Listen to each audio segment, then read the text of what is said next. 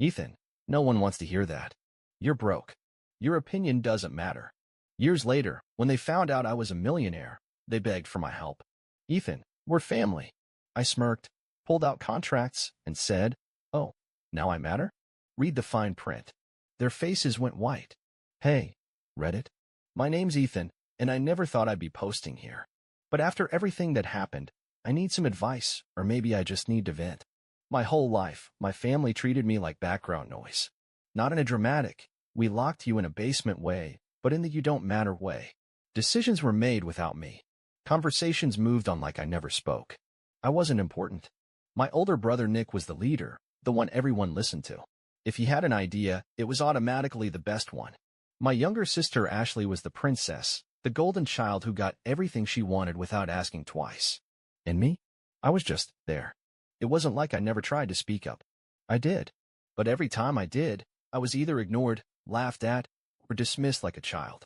One time, when I was around 10, I spent weeks making a scrapbook of our best family moments.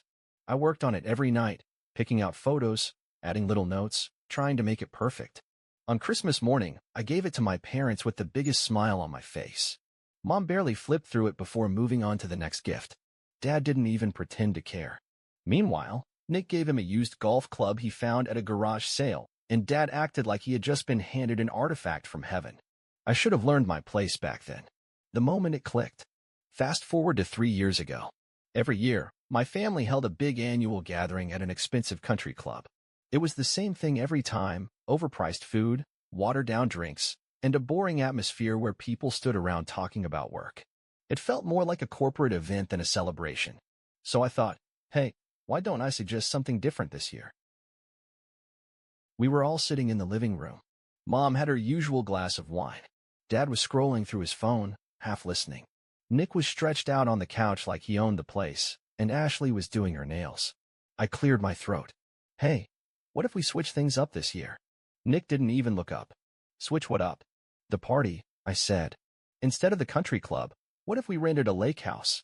Something more relaxed. Barbecue, good food, actual fun. Silence. Then Ashley snorted.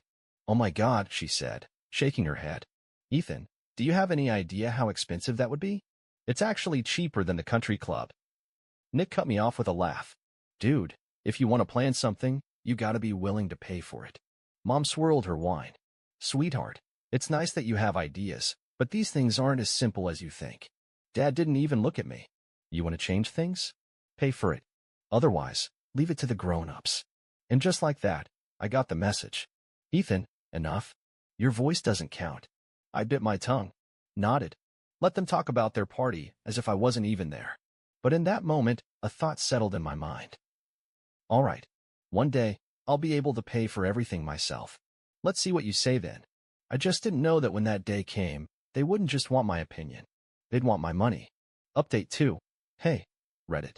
Ethan here again. So, after that little incident where my family made it clear that my opinions only mattered if I was paying, I learned to keep my mouth shut. I stopped trying to contribute to family discussions. I showed up to events, smiled when necessary, and faded into the background. They didn't notice. But while they were too busy treating me like an afterthought, I was working. How I got rich. It started with crypto. Back in 2018, when Bitcoin crashed, everyone was panicking. My brother Nick even made fun of people who had invested. Crypto brothers are getting wrecked, he'd laugh, scrolling through Twitter. But I was watching, learning, and, most importantly, buying. Ethereum, Solana, some meme coins.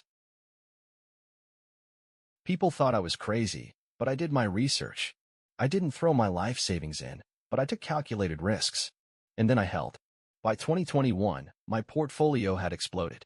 I cashed out at the right times, reinvested in startups, and played the long game.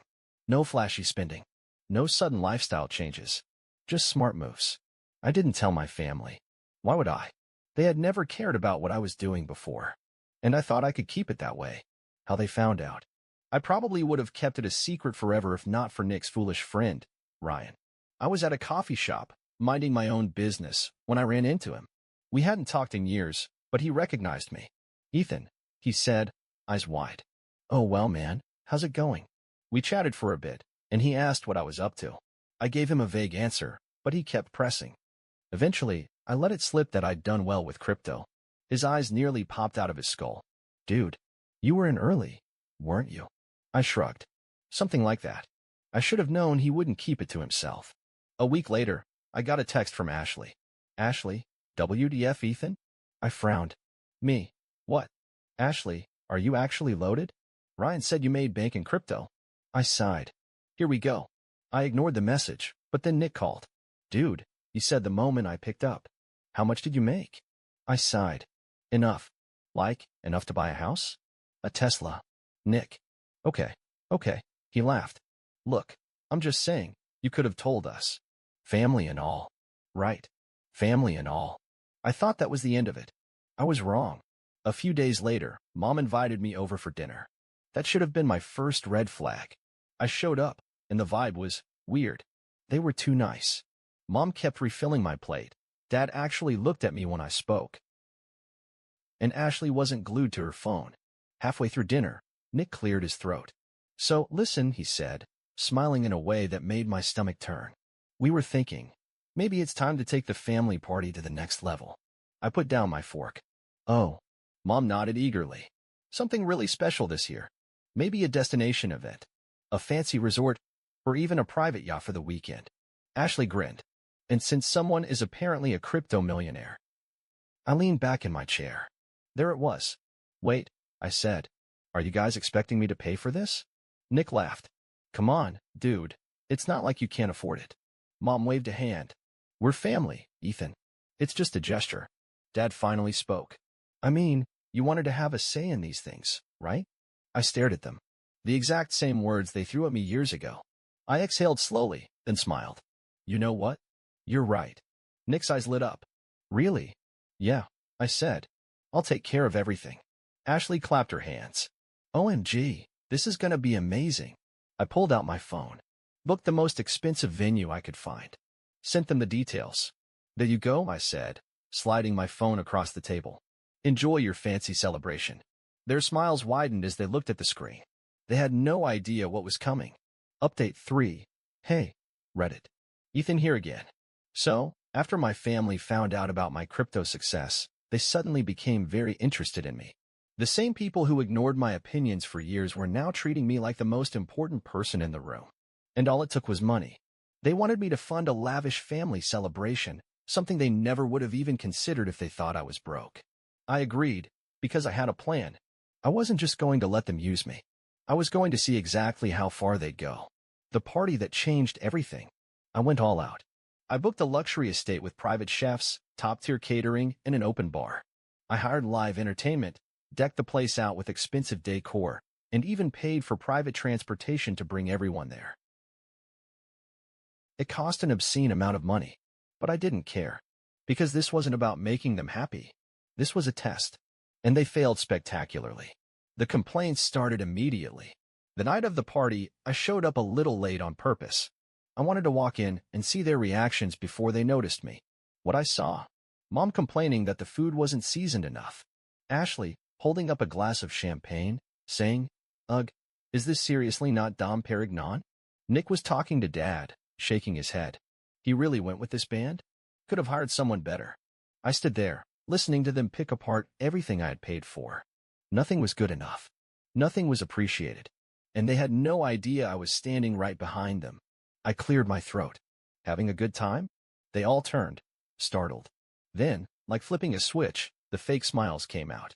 Ethan, oh my God, this is amazing. Ashley squealed, suddenly loving the champagne she had just insulted. Yeah, man, great job, Nick added, patting me on the back like we were best friends. Mom nodded approvingly. See? When you put your mind to something, you really deliver. Dad just grunted, not bad. As if I had just assembled an IKEA table instead of dropping tens of thousands of dollars on this. I smiled. They thought I was done with my generosity. They had no idea what was coming next. Since you're so rich, you can help us out, right? As the night went on, the real reason they were being nice to me started to show. Nick pulled me aside first. Hey, so. I was thinking, he started, swirling his drink. You know, now that you're doing so well, maybe you could spot me a little loan? I kept my face neutral. A loan? Yeah, man, just a little something to help me out. I was thinking, like, 20, 30 grand? Nothing crazy. Nothing crazy. Before I could even respond, Ashley swooped in. Oh my God, yes. Ethan, I need one too. I found the perfect apartment in downtown LA, but the deposit is insane. You could totally help me out, right? I stared at them. Neither of them looked remotely ashamed. They were lining up like I was an ATM. And then came the final straw. Mom and Dad approached me, looking serious. Ethan, sweetheart, Mom started. You know your father and I have always worked so hard to provide for you kids. Dad nodded, arms crossed. But things are getting tougher, she continued. Retirement isn't as easy as we thought, and honestly, we were hoping you'd help out. Dad finally spoke. You're successful now, Ethan. It's time to step up. Take care of your family. Step up. Like I hadn't been stepping up my entire life, just in ways they never noticed. I looked around at them. These people who had dismissed me, ignored me, laughed at me when I was broke, and now they were treating me like I owed them something. And that's when I made my decision. I smiled. Of course, I said. I'd love to help. Time to play my own game. I gave them everything they asked for. Nick got his $30,000. Ashley got her luxury apartment deposit. Mom and Dad got a retirement fund contribution that covered their mortgage for a year. They were thrilled. They thought they had won. But what they didn't know, I had contracts. Legally binding loan agreements. Signed. Sealed. Witnessed by my lawyer. Because if they were going to treat me like a bank, then I was going to act like one. They thought they could take my money and never pay me back. They were wrong. New update, guys. Hey, Reddit. Ethan here again. So let's recap. My family used to treat me like an afterthought. The only time my opinion mattered was when I was paying for something.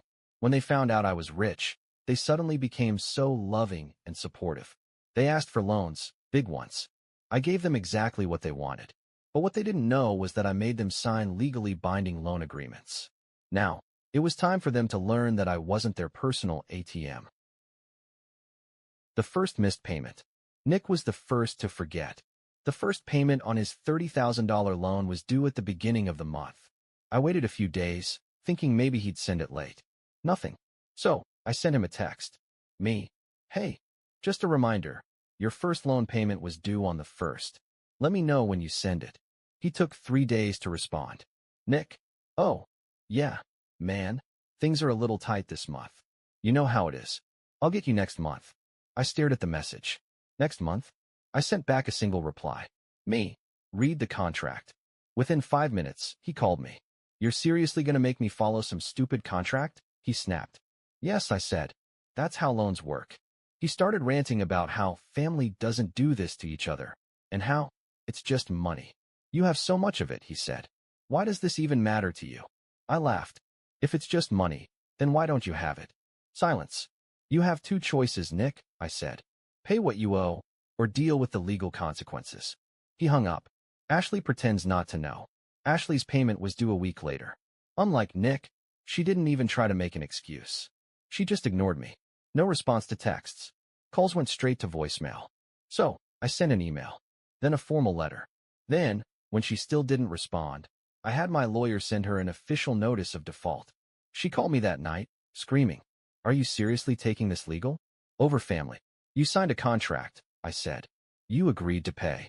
She kept yelling, crying about how she wasn't expecting to actually pay it back and how she thought it was just something I did because I was rich. So, you lied, I said. Good to know. She hung up. And the next day, she magically found the money to make her first payment. Mom and Dad tried to guilt me. But the real drama started when Mom and Dad got their notice. They didn't even try to talk to me directly. Instead, they called a family meeting. I showed up at their house, expecting a calm discussion. Instead, I walked into a full-on intervention-style ambush. Nick and Ashley were already there, sitting on the couch with their arms crossed. Mom stood in the kitchen, dramatically stirring her tea, while Dad sat at the table, glaring at me. The moment I walked in, Mom sighed. Ethan, sit down. I didn't. We need to talk about these ridiculous contracts, Dad said. They're not ridiculous, I said. They're legal agreements. You all signed them. Mom set her cup down with a loud clink. We are family, Ethan. Family doesn't do this to each other. I leaned against the doorway. Funny. Family also doesn't ignore you for years until they find out you're rich. Ashley scoffed. You're being so dramatic. I smiled. No, You know what's dramatic? A full-on family meeting because you guys don't want to pay back money you asked for. Mom's voice turned sharp. You have so much, Ethan. Why are you acting like this? Why are you punishing us? I almost laughed. I'm not punishing anyone, I said. I gave you exactly what you asked for. If you can't pay, then that's on you. Dad clenched his jaw. You're turning your back on this family. No, I said. I'm finally treating you the way you've treated me my whole life. Silence. And then Nick, in true Nick fashion, decided to make things worse. This is why no one ever respected you, he muttered. I turned to him.